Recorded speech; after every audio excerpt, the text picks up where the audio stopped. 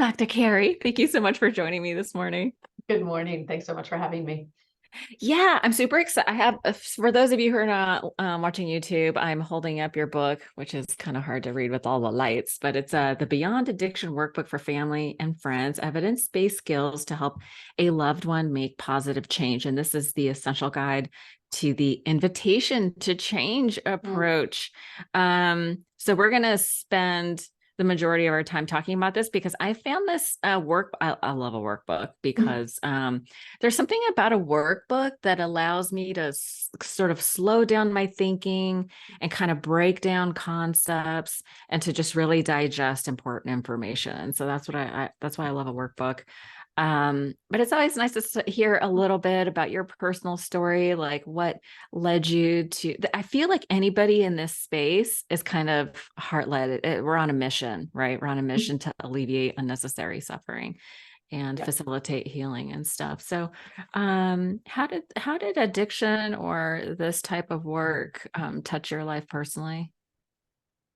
In a whole host of ways, as you might imagine. It's funny, the power of the unconscious, right? Where it takes us. I grew up in the middle of nowhere in Western Kansas, in a really small rural farm community, and there were no resources for mental health or anything, and had a few family members who, I know what it is now. I didn't as a young person, realizing like, oh, you actually have real PTSD and you're drinking because you're in the middle of nowhere with PTSD, and that's the only way that you can manage how you're feeling, right? So I know what that was now. I didn't as a kid, and I didn't know growing up. And it was a rural community. We all overdrank. Binge drinking. I was drinking and driving. Like I met criteria for everything. When I was 17, Same. 18, 17, 18-year-old. And then went to New York City and decided to pursue psychology, because there's also nobody talks about psychology in the middle of nowhere in Western Kansas, or at least they didn't 50 years ago. And so I studied psychology and went to graduate school, and I had no interest in going into addiction. Didn't think that's what I was going to do. And one of my last, so when you're a graduate student, you're working with clients and you're getting supervision. And I worked with this woman for probably a year. She was one of my last training clients. And in my last session with her, she had been coming, she was late to session. She was extremely traumatized. She had a very difficult family situation. And the last session, she told me she was drinking 2 bottles of wine a day. So she was in alcohol withdrawal the whole time I was working with her. And I had never been trained in graduate school to ask about substance use. I hadn't, in supervision, it had never been come up to be curious about it. And I was like, oh, okay, so that's never going to happen to me again. I was so upset that happened, that I sought out additional training in my internship and postdoc, and then fell in love with it because psychology. And so this was, almost 30 years and 25 years ago now. Psychology was not a part of addiction treatment programs. Psychology and psychiatry were very separate from the chemical dependency programs, which you're laughing because you think, oh, I'm how could shaking. that I'm even be shaking. possible? Right. No, this is a story that I've heard over and over again, and it never ceases to drive me crazy how little the medical professionals are trained in addiction. Makes me crazy. Yeah, well, and the so back then it was called chemical dependency programs, right? So the counselors in those programs, for the most part, they were in 12-step recovery. They were in recovery themselves. They were trained to help people stop using substances, and abstinence was really kind of the only goal that was an acceptable goal. And then, so you had those programs, and then you had the psychiatry and mental health programs. And so you would be in that program, and they would not accept people with substance use problems. So if you had a substance use problem, you couldn't go to the group for depression or, the social support group, because you needed to go deal with your addiction problem. Meanwhile, the people in the addiction program couldn't really help you with the depression or the trauma or all the other things that you were dealing with. So the systems were very bifurcated. And as a young psychologist, I was like, this makes no sense. I don't actually how does this function? I mean, we could do a whole podcast on the history of why that all came to be, but Right. that was the reality. And I'm somebody who tends to do things when I get mad at something that exists. And so I want to fix it. So my partner, Jeff Foote, and I decided to start the Center for Motivation and Change because we really wanted to prove that you could create a system, that treated substance use problems, but that you would be providing a very high level of mental health support. So everybody is a social worker, a psychologist who can deal with all of the underlying co-occurring issues, and they're trained to help you deal with the substance use piece. And we wanted to prove that you could treat people at a whole range of motivation and levels of severity. So previously addiction programs would, if you didn't want to be abstinent, they'd be like, come back when you're ready. Like if you don't want to be abstinent, we can't really help you. Yeah.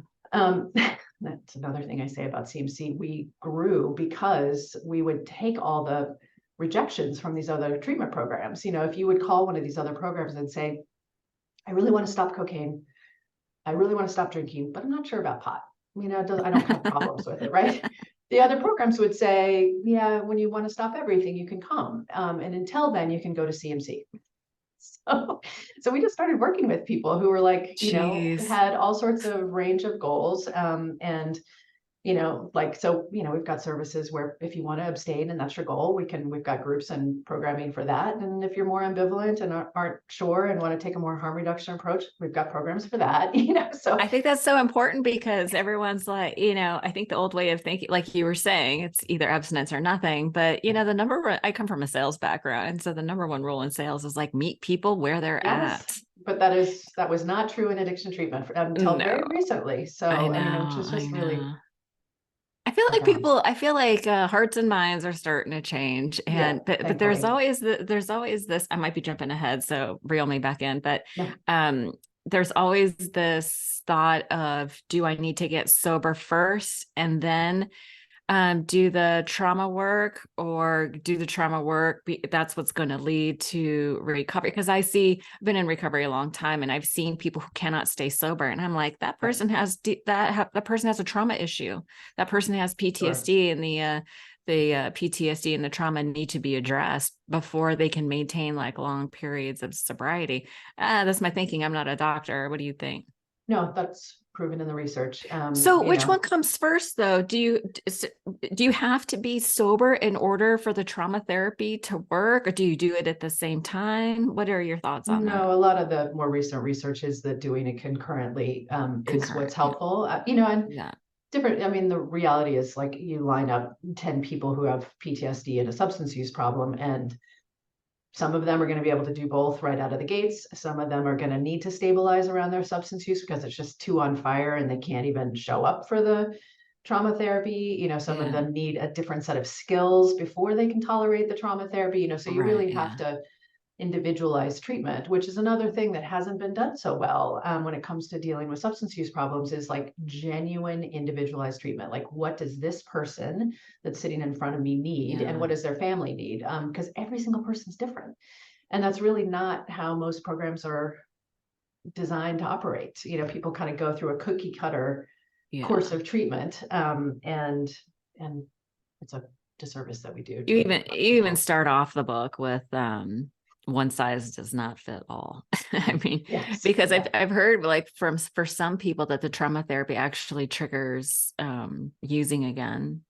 And so it's you're right. It's absolutely on an individual basis. I think we need to have skilled facilitators and therapists and stuff who really understand all the tools that are available and assess people sort of where they're at to know when to plug in certain tools. Yeah. And, it's an example I use a fair amount. I worked with this young woman who, when she started seeing me, she was probably like 22 years old, and she had been probably to 6 different rehabs before starting with me.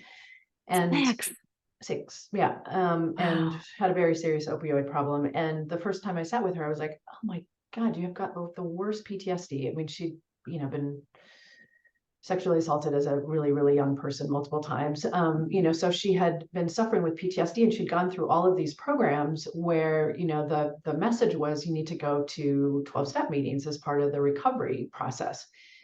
She was a really, she wanted to do treatment. She wanted to be sober. She wanted all of these things. She would go into those meetings. And so as a young woman, with very active PTSD. She'd go into and if you think about what a 12-step meeting is, it's a room full of strangers, right? That you don't Oh know yeah. right. You don't know everybody who's in that room. Right. Fair number of them are men. So she would go and get completely flooded, and she couldn't tolerate the meetings. And she would be constantly getting the message from the traditional treatment providers that you must not really want to be sober because you're not really engaging in 12 step. And that was the message she got multiple times, and she literally couldn't tolerate it She because didn't go to women's meetings. she tried that too, but like she did, it was like her trauma was multifaceted.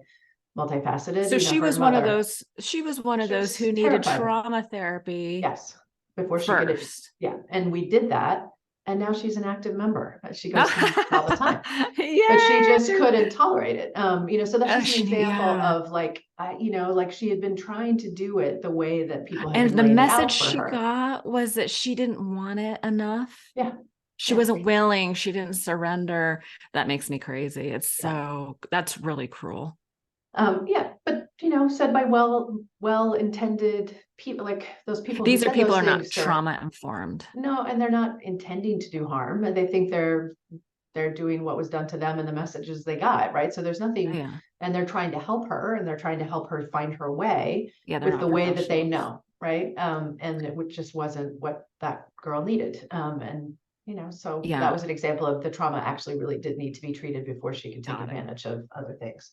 Yeah, I mean, as much as I'm a huge 12-step advocate, but there are some guidelines. I'm writing a whole book about it, but there's some guidelines that need to be established, I think, Yeah. for a lot of people before they go through that process. And that is a clear case where the trauma need. Yeah, 12 steps are not trauma informed, and these are people that are they're not professionals. Right. This is like information handed down from one person. This is what worked for me. If you are like me, then this could work for you, type of thing. But yeah. Which I'll go on record saying it's unbelievably powerful. I mean, that community Yeah. is so strong and is actually heals an enormous amount of trauma, because people find their community within those rooms, which is Yeah. incredibly powerful. But, we just, again, I think the message just needs to be, you got to really slow down and think about what the person right in front of you needs, because it's going to be different than the person next to them. And we Yeah. just, and that's a lot of work. And people like things in sound bites, and people like quick fixes, and people like to be able to say something like, oh, you're not ready yet, like that's easy to say.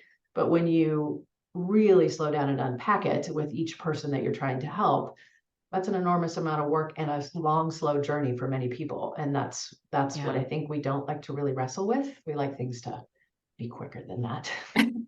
Listen, who doesn't like a quick fix? Right, right. Well, and it's understandable because people who are using substances are often doing really dangerous things, right? You really want them Oh to yeah. stop doing what they're doing because it's scary, and they might harm themselves or harm somebody else. So Yeah. the urgency of we need to get you out of trouble makes a ton of sense.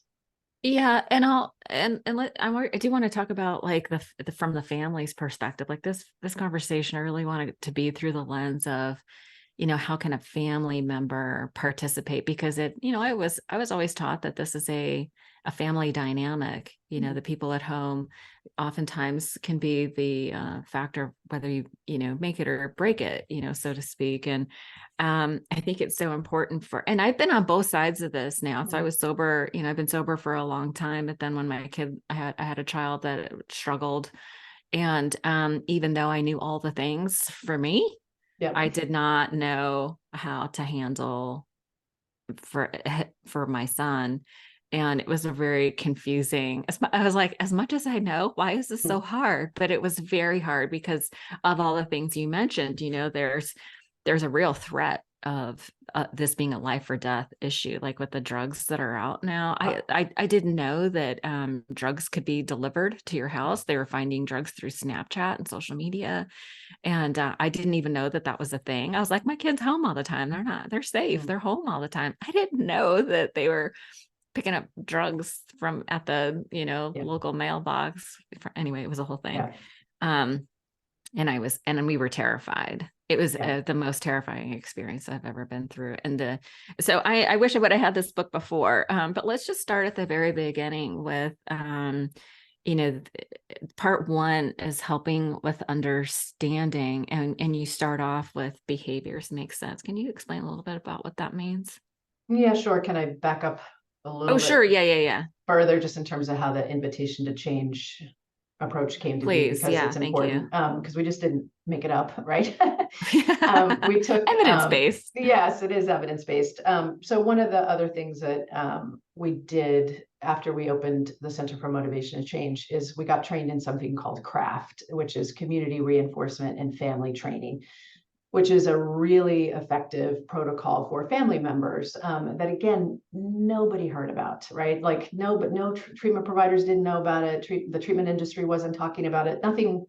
We would go give these lectures on craft and, just how effective it was. And I'd say, who in the audience knows anything about craft? And it would be crickets, like literally not a hand raised. I hadn't, Right. And, and I'm in it. the studies go back, like 25 years now, like Wow. even longer. And, it wins the horse race every single time. When they look at the, in the studies, they would take family members who had a treatment resistant loved one. So they had somebody they cared about who didn't want to be in treatment and didn't want to change.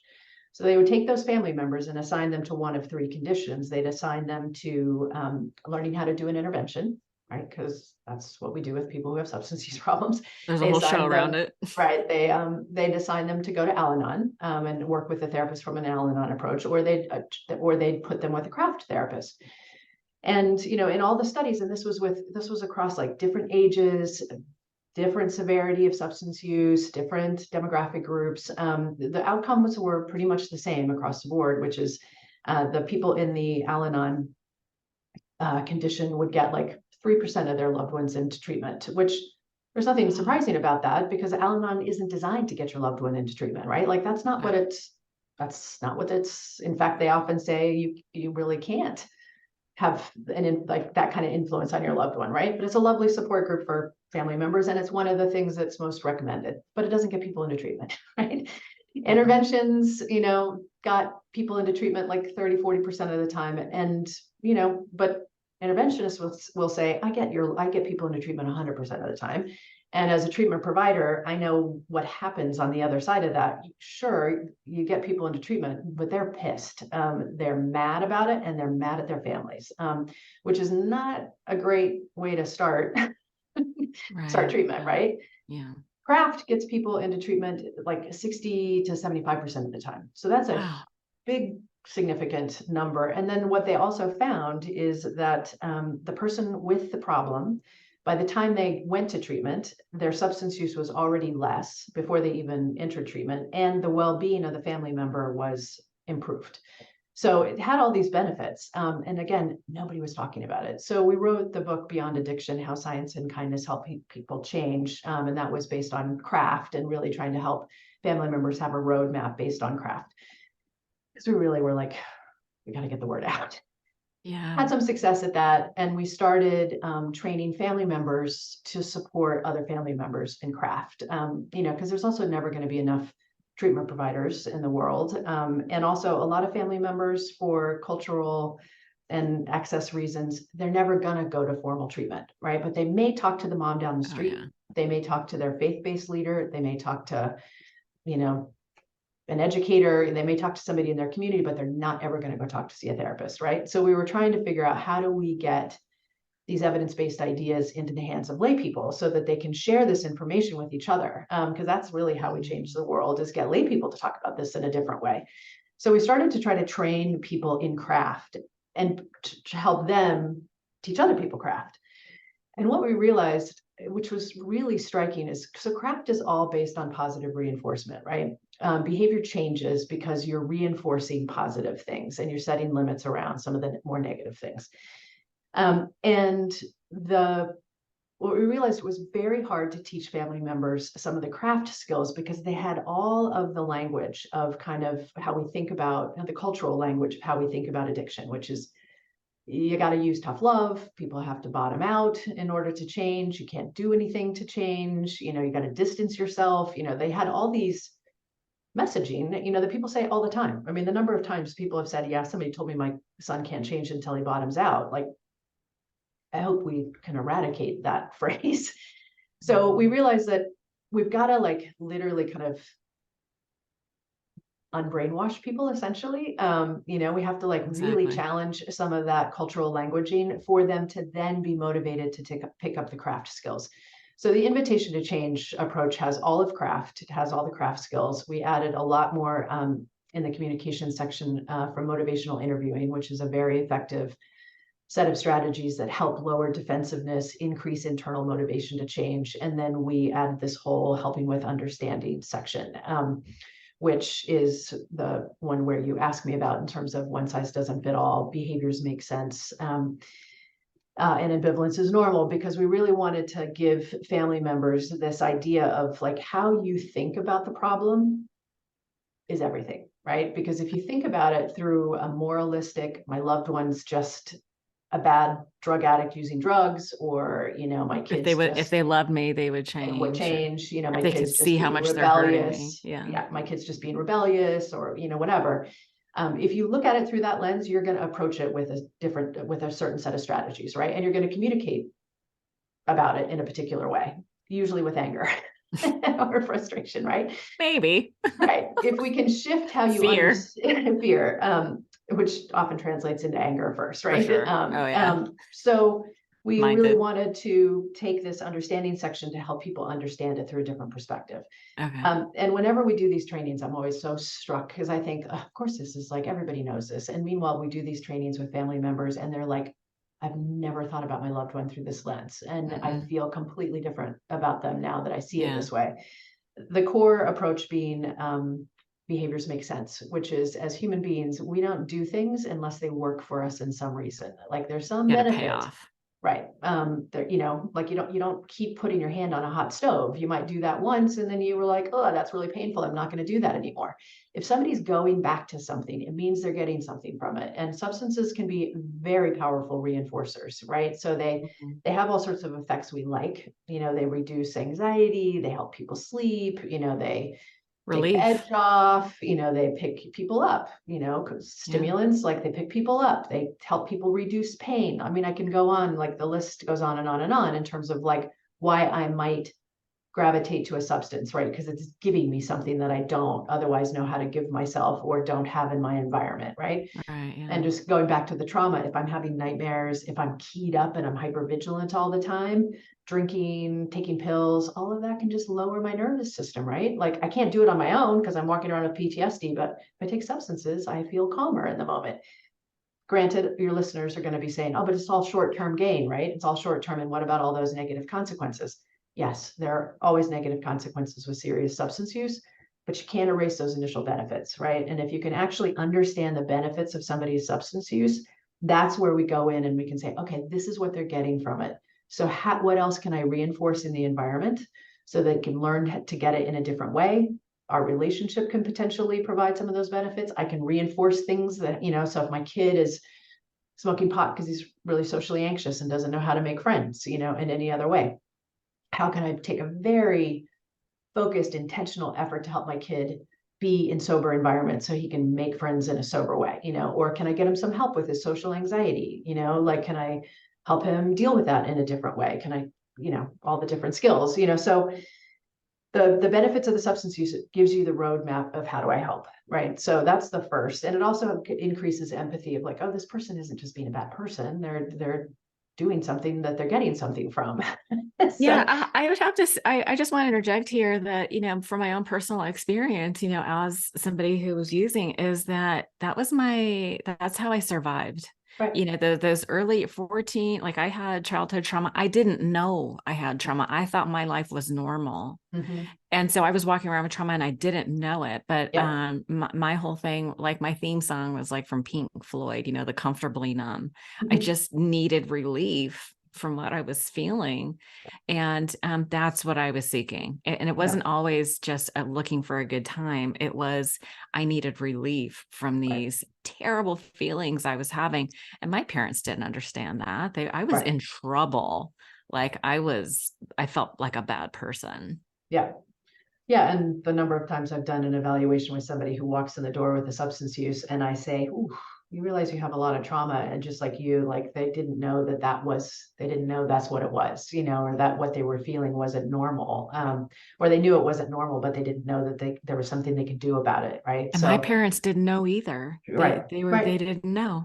Right. No, They and just, some families have layers of intergenerational trauma. So if you have a yeah, parent who's also got trauma, they're not and has never dealt with it because, previous generations, I mean, we're only now I starting to know. better understand it, so if your parents are in their 70s, 60s, Yeah. 50s, like they didn't know anything about that at all. So and intergenerational trauma gets passed down in all sorts of different ways. Anxiety, like a family system. If somebody struggles with an anxiety disorder, if you have a parent who's got an anxiety disorder and the world's a scary place, you're going to learn different things than a parent if you've got a parent who's got a different approach to life. So we all share these things back and forth, right?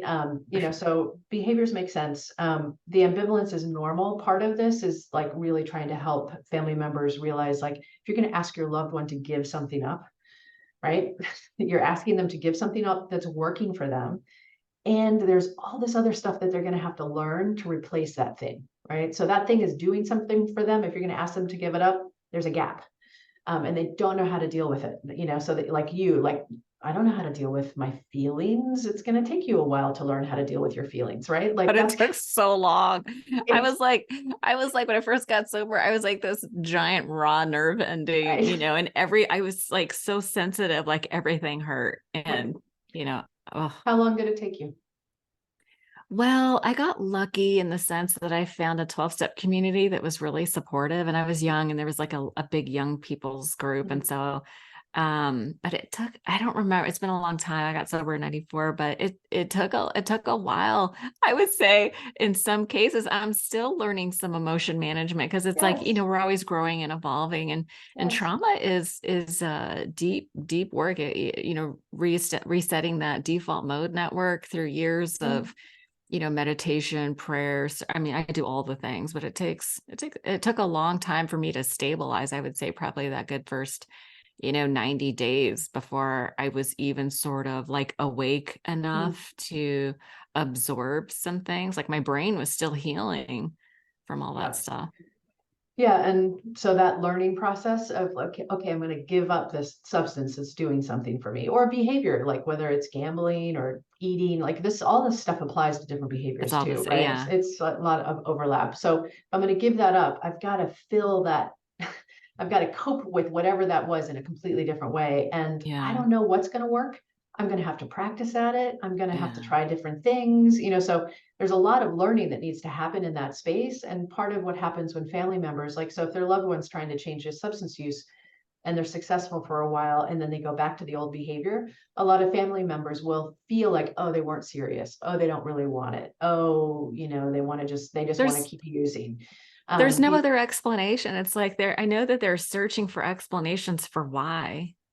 right. Like why, yeah, they don't get it. Yeah, they don't really get it. Well, but I think that's so the ambivalence is normal, is to actually be like, okay, my loved one shifted, right? Their motivation shifted. They went back to that old behavior. What is it in the environment that contributed to that? Is there something I can do about that? Is how I approach that.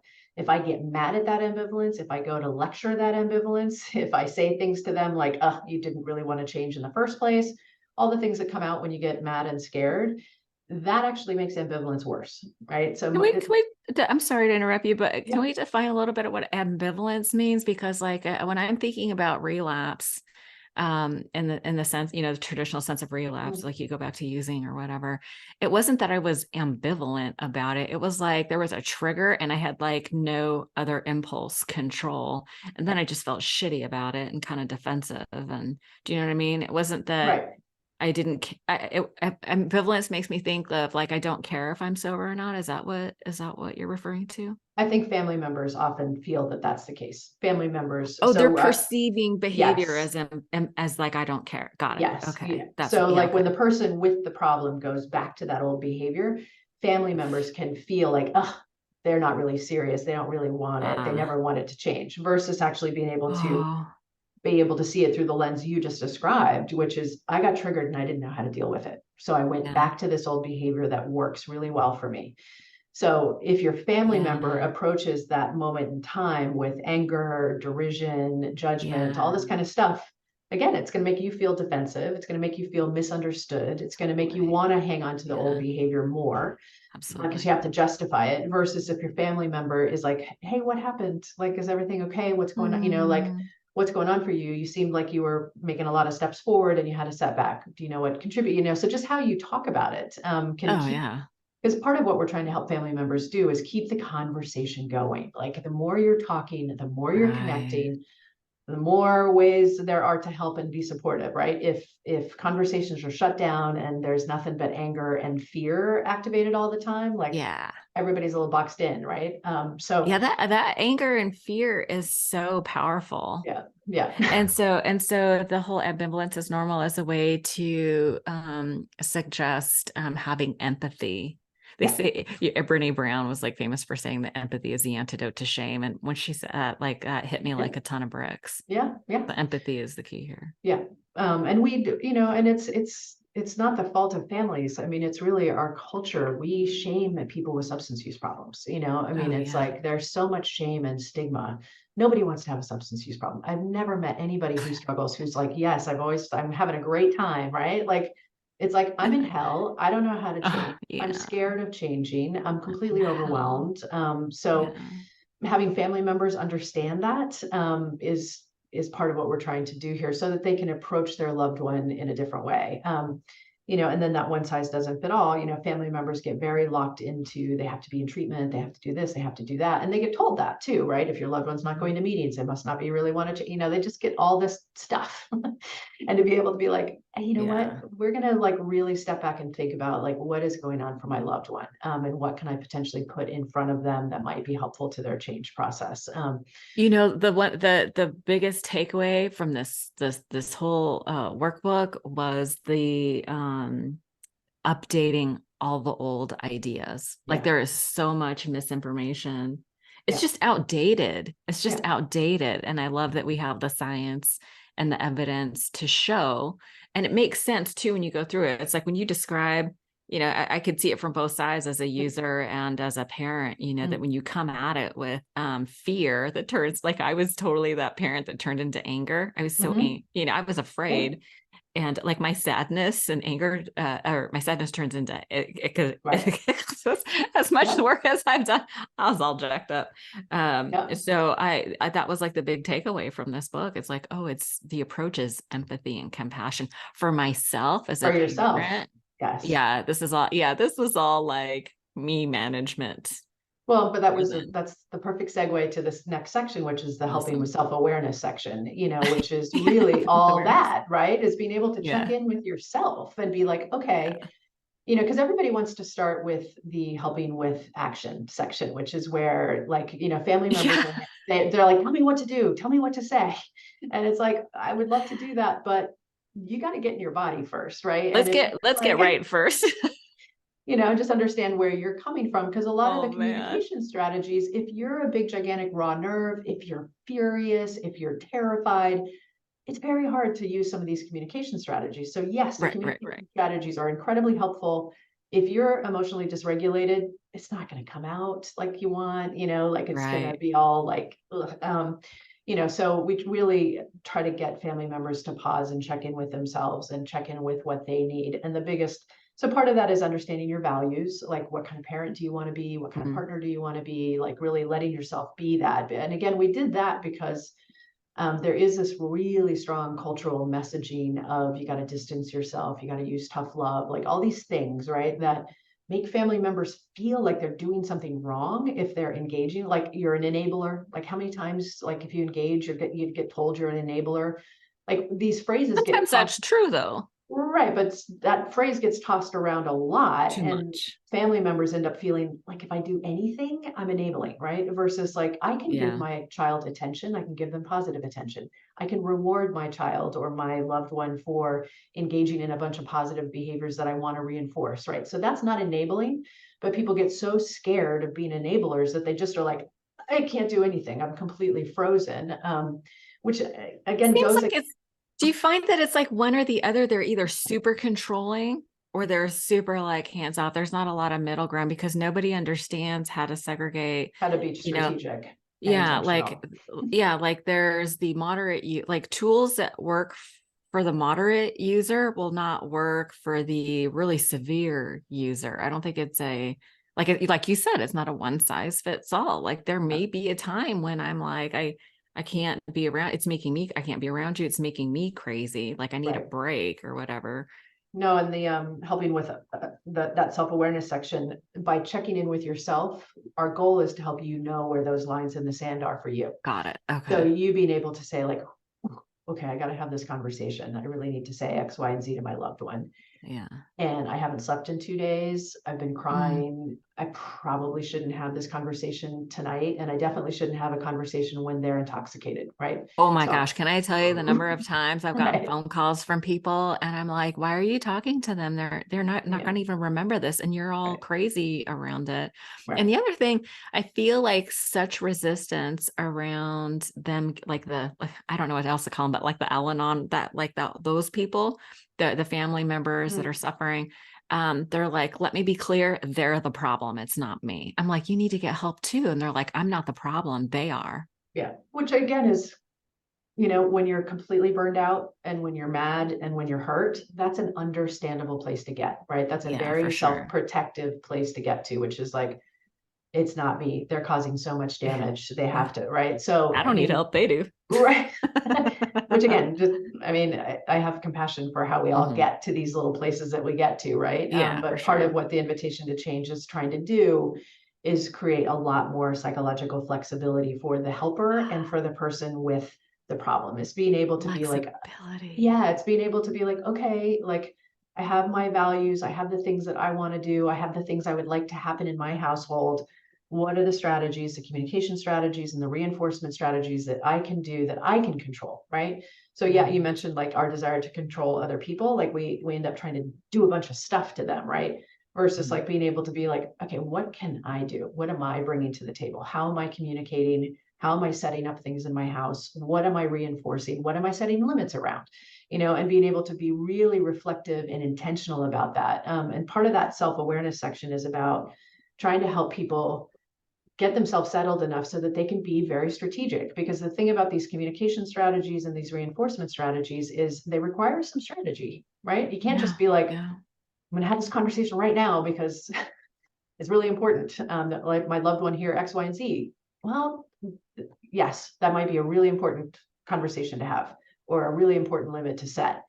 When you set it, how you communicate, the tone you take, all of that is going Oh, to have a huge impact on the level of defensiveness that you're going to get in return. And what we're trying to do is lower that defensiveness, like, and I say to people all the time, like how I communicate with you, I can make you defensive in 1 second, or I can communicate in a way that gets you wanting to talk to me. I'd rather have you talking to me because then I can help. yeah.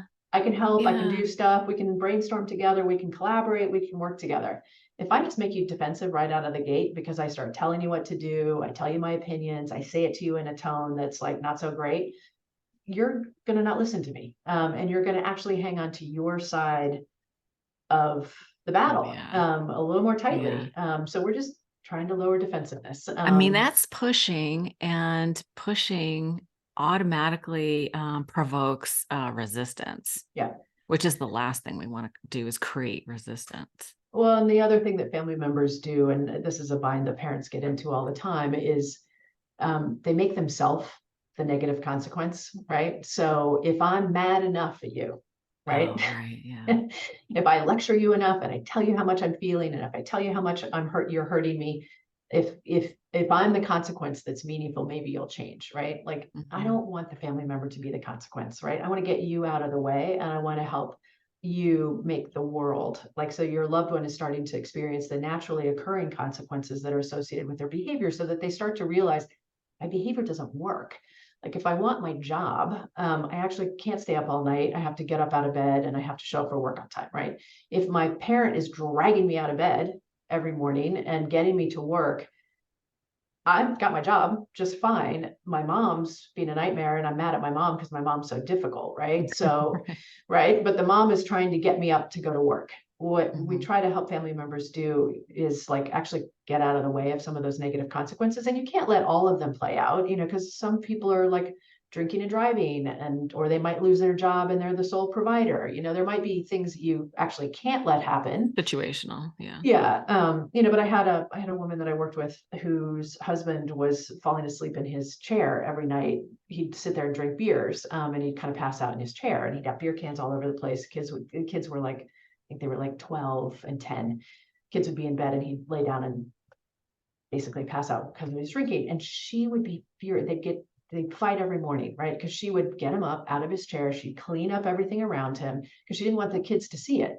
What Mm-hmm. we did was actually start to leave him in his chair. So when the kids came down in the morning, they saw their dad passed out with beer cans all over around him, which was embarrassing to him. And he didn't want his kids to see him that way.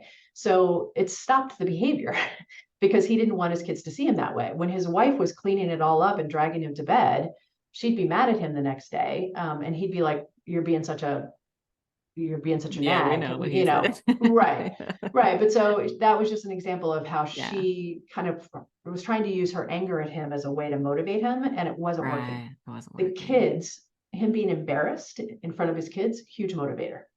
Does that damage the kids? Are we worried about how At 10 and 12, like them fighting, them yelling, that's worse. Yeah, it that's was for sure worse, worse. and it like literally the kids had to see it a couple of times, and he course corrected pretty quickly because he was like, I didn't, she knew that when we were thinking through the consequences, she knew Oh, he yeah. cared about being a dad a lot. And he cared about his kids, and what his kids thought about him. So that's one of the reasons why we intentionally let that play out a little bit, was because she knew that would really actually impact him. And it's So again, that's just an example of like situational. being Yeah. strategic. That might not have worked so well in another family, or with Yeah. different age kids or whatever. Right. Yeah. So so that's That the makes first sense. I see that. two parts of the invitation to change approach are then what set you up for figuring out the communication and what kind of reinforcement and consequences you want to kind of Got have it. in the mix. Yeah. And again, that's where everybody wants to start, but it's usually not the best place to start. I know, because I was looking at this and I was looking at the clock and I was like, let's get to so tell people what to do. I know. But yeah, I okay. know. So we're setting the foundation. So it's, having this whole new emotional level of understanding, like with compassion and empathy, and ways to help with awareness. I do want to get to the action part because I know everyone's listening to the, like you said, everyone's going to want to get to the action part, and there's a lot to this. And let's just say that there's community support, and there's, so we'll, I'm going to leave links to all the things in the show notes. So we'll get to that. But Yeah, sure. what else do we need to know before we hit the action part? Um, don't skip over the self-compassion part. So the Oh, self-compassion. the Ooh, self that's a big one. so Craft had self-care as part of what family members needed to do, right, to help regulate themselves. But in the last decade or so, Kristen Neff and Chris Germer, like there's a whole bunch of researchers and psychologists who've been doing all this like really interesting work on self-compassion, which is not self-care. Like self-compassion is actually like really doing the internal work of figuring out how to be kind to yourself and Mhm. treat yourself like you often treat others, right? Like sometimes Yeah, we're yeah. much better friends to our friends than we are to ourselves. Yeah. And parents in particular, because substance use problems are so stigmatized, people with the problem and their families feel horrible. They feel Yeah. horrible about themselves, family members, families, parents in particular. They're blamed for the problem. They're blamed as part of the problem. They're blamed for not doing something about the problem. So they just walk around with all of this shame. The self-compassion piece of this is very important to like really target that shame, because that's what causes people to isolate. That's what causes people to not talk about it. Like if I go to a Yeah. dinner party and people find out what I do, I come home and my husband's always like, all right, so like how many people like acknowledge that they know somebody, right? Because people just start talking about it. Like Yeah. everybody knows Everybody somebody, knows somebody. but Yeah. they don't talk about it. We Yeah. just don't share that information. And when you do, you realize like, oh, the person down the street has a loved one. That mom I thought was so cool. Her kid also struggled. So what we're trying to do is also help people connect with each other and support each other and realize like helping is hard, helping's scary and hard. You know, and you're like, when you're helping somebody with a substance use problem, that work can be incredibly painful. So we need support. You need to have compassion for yourself for when you know, like you may be like, okay, I'm going to have this great communication with my loved one, right? And then I end up losing my temper and yelling at them, you know. I use Done myself. it. I Done use it. myself as an example with my sister all the time, you know, because I'm like, I do this all day long, and my sister struggles with cigarette smoking, and I'm like, I'm really good with her, like, Yeah, God damn it. 3 out of 4 conversations, and then the 4th conversation, I just get mad and I yell at her, you know, like, it's just like, I'm like, oh God, you know, because I get upset. So being Yeah. able to have compassion for those moments when you just are not your own best version of yourself, you know, like, It and is we have, hard to watch somebody love suffer. It is hard. yeah, It yeah, causes me pain. Yeah. yeah. So we want to bring compassion to that. And then Okay. the we're spending so little time on the action part because all this other stuff I think is actually the most important in some ways. But the action part is helping loved ones really identify those naturally occurring consequences that they can Mhm. let the world be their teacher, right? So like figuring out Mhm. those, figuring out what you want to reinforce, you know, so what are the things that you want to support, you know, that take your loved one further away from their substance use, you know. Are there things that you can support financially? Are there things that you can support just with your attention, you know, being Mhm. able to like just say, hey, I really noticed you stayed in that conversation with me a little bit longer and I really appreciated it, you know, or you know what, we talked about something I know that's really hard for you and you didn't get so defensive and I really appreciate it, right? Like confident compliments go a long way. Yeah. To like establish that connection, you know, or you know, yes, you came home stoned, but you came home on time. So I appreciate that you came home on time. And I really Mhm. want you to keep working on not coming home stoned, but I really appreciate that you came home on time. Right. So especially when a kid is struggling, like you get focused on everything that they're doing that's wrong. And Yeah. you being able to kind of just reinforce with compliments, attention, you know, anything, because also going back to the reinforcement of substances, those we're competing with chemicals, right? Yeah. So your loved one is got chemicals in their brain that feel a particular way. So if you're going to ask them to give that up, that your relationship can't be a bunch of negative stuff. Otherwise, they're going to be like, why would I want to spend any space here? Like I'm just, you know, whether I'm using or not, my mom's mad at me, right? So if mom Yeah. is setting limits when I'm using and she's engaged with me and we're doing cool stuff when I'm sober, I Yeah. start to realize like, oh, being sober is not so bad. That's actually a nice thing. You know, Yeah, mom it's makes not me just that waffles it's when it's I'm not just the sober. chemicals too. We're dealing with trauma. Like the Yeah, devil is inside, yeah, yeah. you know, and so it's not just something that makes you feel good and the chemicals that are a sure thing, but it's the unmanageable feelings. No, and that's one of the things that a lot of the is we have a bunch of, which I can share with you at the end. There's a lot of invitation to change support groups forming across the country. And Yeah.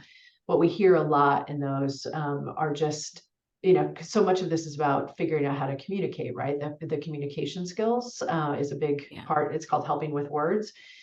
Mm. The problem is for a lot of people, like when you start to have like really in-depth conversations with your loved one who is struggling, those conversations can be really hard. They can be really Yeah. painful. You can hear Yeah. stuff that you don't want to hear. You can like just come in contact with stuff that you don't feel equipped to deal with. You know, so helping family members also just appreciate that that can be part of it. And how are they taking care of themselves and how are they understanding all of this? That's just another important, you know, just because you're having good communication doesn't mean all that communication is going to be warm and Productive. fuzzy and good. You know, it's going to be tough. Yeah, yeah, yeah. You know, and so and that means it's working, right? Because we want people talking, we want people connected, and we want people talking because that's where change happens. It may take a while, and it may take multiple efforts, and the road's not going to Guaranteed multiple right, efforts. yeah, Yeah. you know. But we want to help you stay on for that whole journey, you know, and step away when you need to Yeah. protect yourself. You know, take a Yeah. break when you need to take a break. This isn't about just throwing yourself in and sacrificing everything and helping your loved one and Right. being a doormat, right? We want to actually strengthen you and help you be more intentional and careful with yourself and strategic about how you're approaching this problem. Because most people approach it full of emotion, right? It's just leading with emotion, which those emotions are valid and important. and they're not usually the best to lead with if you're actually trying to get somebody to change. I heard this, I was doing some educational stuff around boundaries, and I heard this term dictate, a doormat to dictator, right? That it's As the two extremes. Yeah. yeah, that's the two extremes. And Yeah. there's a whole range of in the middle. Yeah. And I just needed language. I needed the actual words. I needed Mhm. someone to say, hey, soften your tone and try Mhm. saying this, or Right. maybe even set the stage for this whole thing by saying, we had conversations around, you know what, I do want to help and I don't know what I'm doing. Yeah. And I'm going to make mistakes. I'm going to lose my shit every once in a while. And just know that I'm going to do Yeah. my best to, check myself, and I love the self-compassion and the self-care. The self-care practices for me were like getting grounded first thing in the morning and Yeah. reading something to feed my brain, connecting with other so both the self-compassion and self-care were so critical along Well, with the language. well, and you keep teeing me up perfectly with the last part of the invitation to change is practice, practice, practice. And so that Yeah. little thing that you just said there of like, I'm going to try really hard, and sometimes I'm not going to do it exactly right. And Yeah. then I'm going to get up the next day and I'm going to try to do it again. Just Yeah. being able to like give yourself the grace to know that you're trying to learn a bunch of new stuff here. Your family may never have communicated in this way, right? So if you're, or you may grew up in an environment where the communication was in a certain way and now you're trying to do it differently, those are really hard habits to break. And it just takes Yeah. repetition and takes coming back to it and tweaking it and finding your way with it. And again, going back to where we started, people kind of want quick fixes and they get frustrated when stuff takes a long time and takes a lot of practice. And we really want to try to help people approach this from from a learning perspective. Like anybody who's been sober for a really long time, like yourself, like you learned how to do that over a period of time, Yeah. right? It's not something you just decided to do one day. You practiced it every day. And so that's part of what we want to help people realize is the learning and the practice component of this, both for the person Mhm. with the substance use problem and for the family that's trying to support them, as we just all need some grace so that we can practice the skills we want. We need so much grace. Yeah, We do. this stuff is really hard. Even, It is. I mean, we raised our kids in a household where we said we love you. I'm sorry. We had conversations, and it still happened. Yeah, of It course. still happened, Because it and turns out you're human, right? yeah. Well, it And wasn't really all about me, as it turns out. I thought it was. I realized I played a part, and but it wasn't. I did like that. What did give me comfort is I didn't cause it. I couldn't control it. I couldn't cure it, but I don't think I'm powerless. Like I know there's, our energy, it totally affects the people around us. Like yeah, I've gone to a concert where the room was electric and was lifted up by it. And then I've also been, walk into a room where you could cut the tension with a knife. yeah, of It's like course. you can feel that Right. stuff, right? Our energy, we do have influence. We're not like Yeah. completely powerless over others. Like our presence, the way we address, we do have influence for sure. Well, and that's one of the kind of hallmarks ways of thinking about the invitation to change is we're trying to help family members create the environment where change Yeah, can I happen. could You see cannot that. force change, but you can manage and have an influence on the environment, and you're part of the environment, right? How you Yeah. show up in the environment is a big part of this. So the just so your listeners have it, the invitation to change. So we're trying to train lay people to start invitation to change groups in their communities. So we've got a bunch of fired up parents. Typically, there's a bunch of I fired up bet. moms I bet. who've started groups, and they can all be found on our website, cmcffc.org. There's a resources page, and in the resources, there's groups, and you can see the groups and who's running them and where they are, and there's all sorts of resources. And then we just started a podcast for family members called Rock Bottom, Rethinking Rock Bottom. And it's 6 episodes where we interview a family member who has learned the invitation to change approach and how that impacted how they helped their loved one. And it's a really nice kind of narrative example of like where I started and where I ended up. So you can kind of hear some of these things that we talked about today, like literally in action, which might be nice for some of your listeners. Oh my gosh, there's nothing better than a use case. I've heard the acronym from hope for hope is hearing other people's experiences, Yeah, right? yeah, that's And I really nice, think, and I hadn't heard that. That's sweet.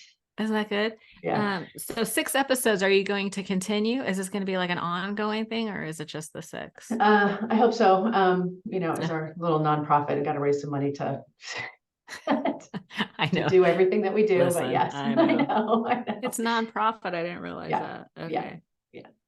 Yeah, because Okay, we so really want to try episode. to, and family members can get trained. We do workshops, at the website. You can sign up for the newsletter, which gives you access to upcoming workshops. We do kind of extended workshops on the invitation to change, where you can go for 2 days and be with other families and learn about it. We do lunch and learns. We're trying to make it Mhm. just approachable, so people can come at it in multiple different ways. And the newsletter will alert you to different ways to learn things.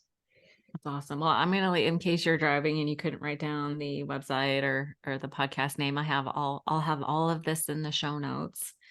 And wow, I think we did really good. We We got through covered a lot of ground. we covered a lot of ground. I Yeah, really there's appreciate what you're doing and your oh, of podcast and who course. you're This is trying to reach. amazing. Yeah. Yeah, no, this is so helpful because truth of the matter is like if you suffer from substance use disorder or anything like that, you know somebody else who is Yeah. too, right? No, and So like you said earlier, I really wish parents would pick up this workbook before their kid starts to, I think it could be prophylactic, like if parents, because so many parents like their kids start to use substances or engage in behaviors and they have the understandable response of like, ooh, I hope they grow out of that, or like just have all sorts of wishing it goes away, right? Versus like yeah. having a whole set of strategies where right out of the gates you can talk about it. Right out of the gates you can reinforce different things. Right out of the gates you can understand it, and understand your kid through a different lens. So I really hope people pick up this information before there's a problem. But again, it really is helpful at the early stages, all the way to very late stage substance use. So Yeah, yeah. there you I go. feel like parents have so much on their plate, like with worrying about social media and just, Oh, there so listen, complex, so complex. there is so much. So Yeah, yeah, if you have a 10-year-old, if you have a child, yeah, read this before they're 10, yeah, yeah, because it starts early now. yeah. So No, we I need to be think going aware. back to that self-compassion, I mean, for parents, like it's intense. I mean, all the It's things that you have to intense. keep track of with the social media, everything that can happen in their bedroom, which you Oh my don't even God, know, like, I have no idea. yeah, and the substances that they can be using in their bedroom that you can't smell. It used to be that you could smoke pot and you would know, right? Like Yeah, you would know. Now you yeah. don't know. You don't know. Yeah, it's so It's funny because I really was a big pot smoker, but the smell was the was right.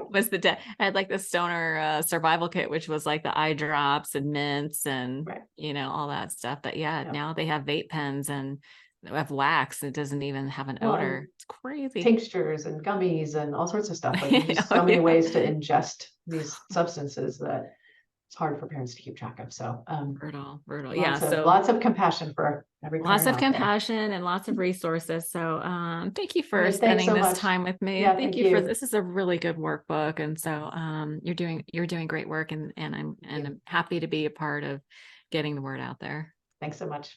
All Have a right, great day. thanks.